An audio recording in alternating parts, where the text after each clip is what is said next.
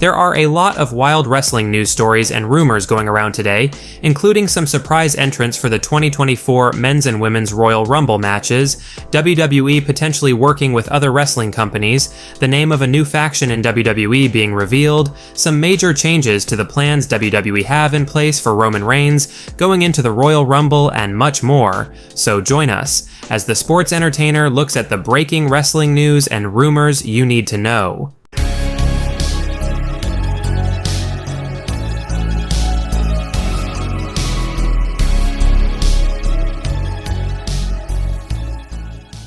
Major change plans for Roman Reigns at Royal Rumble.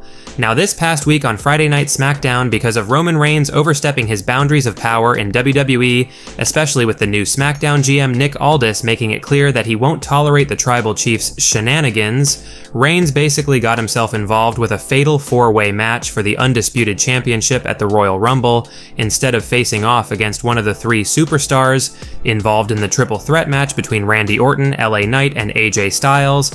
Now, Reigns has to defend his title against three hungry, dangerous superstars who are coming for his throne, and as you might expect, it was not originally the plan for Roman Reigns to defend his undisputed title against multiple challengers at the Royal Rumble. One of our insider sources, Dave Meltzer of the Wrestling Observer Radio, reported the following info regarding the original plans WWE had in place for Reigns come the Royal Rumble, and why the plans ended up getting changed. Quote, "The original idea was Roman and Randy Orton for the Rumble.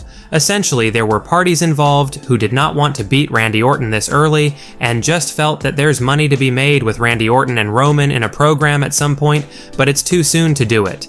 But LA Knight just got beat and AJ isn't strong enough. I think AJ was the guy that they probably would have wanted because Roman can beat him. I presume AJ is the one who is gonna lose, but maybe not.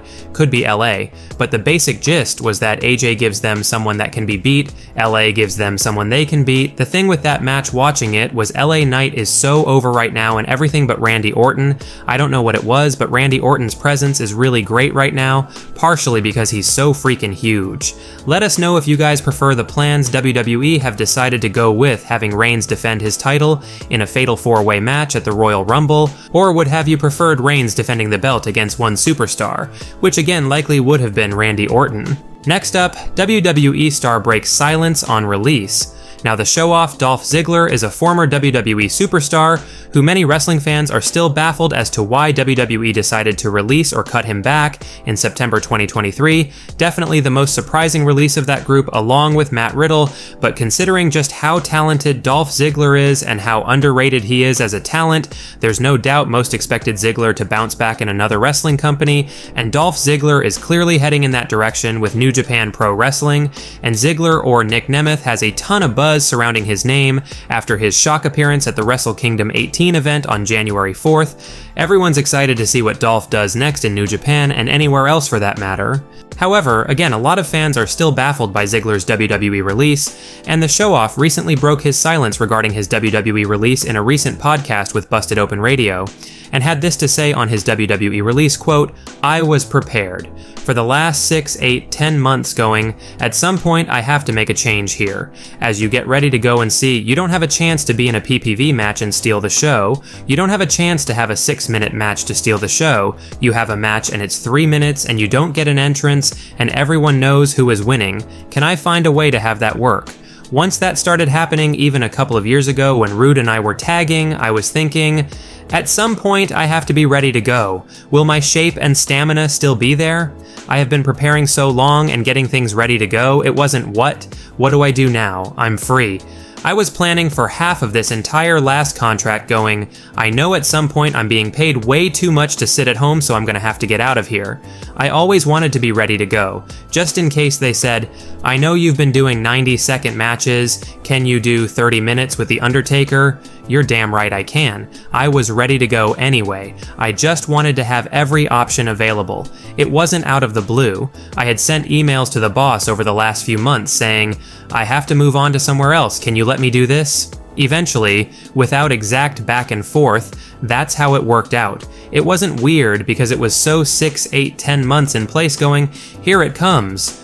Now, I have 90 days sitting around, which broke my heart, but I just got extra workouts. Royal Rumble surprise entrance revealed? Now, the buzz and hype for the 2024 Royal Rumble event later this month continues to grow with each passing day, as fans speculate who WWE could be planning to win the 2024 Men's and Women's Royal Rumble matches, as well as some of the possible surprise entrants the company planned for the matches as well, which are almost as important to fans as the actual Rumble match winners. Surprise returns and comebacks are a big part of what makes the Royal Rumble so special. Well, we may have some Royal Rumble surprise entrants to let you guys know about, because one source, Mike Johnson of PW Insider, is reporting that Sean Waltman, known to wrestling fans as X-Pac, former SmackDown Women's Champion Liv Morgan, and a returning Naomi are apparently potential Royal Rumble surprise entrants this year. Let us know your thoughts on these possible surprise entrants, and who else would you like to see WWE bring back for the Royal Rumble matches? Next up, WWE Open Forbidden Door.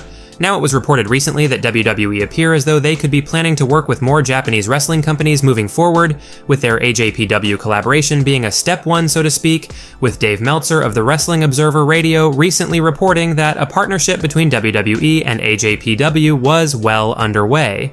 This has led there to be speculation about WWE possibly working with New Japan, and one of our insider sources, Fightful Select, reported the following about these rumors, quote, "Regarding rumors of WWE interest with NJPW, we've heard that WWE has long maintained interest in at least some connection with NJPW. Those we spoke to in both companies don't think it's particularly likely, considering the strong partnership between AEW and NJPW, but said that with new faces at the helm of both WWE and NJPW, it's at least more likely than it has been in a long time. Sources within WWE we spoke to said that Vince McMahon usually quickly nixed any discussion of such. Rocky Romero had spoken with Nick Khan at one point years ago, but the conversation never went anywhere. Let us know your guys' thoughts on WWE seemingly opening the forbidden door with their AJPW partnership, and also planning to work with more Japanese wrestling promotions moving forward, and would you be excited if WWE did end up working with New Japan? New WWE faction name revealed.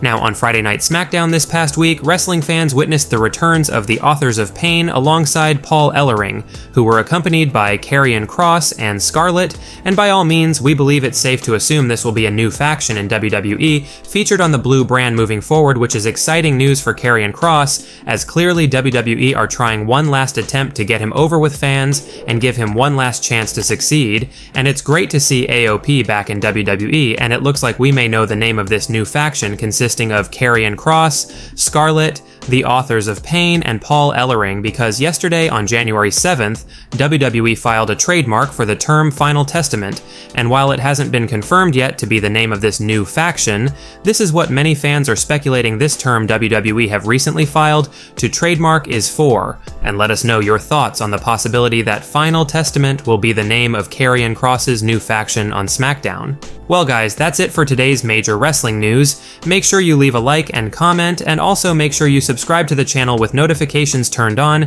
so you'll never miss out on an episode. Finally, if you haven't already, give us a follow on Twitter at TSE Wrestling, and we will see you guys in the next video.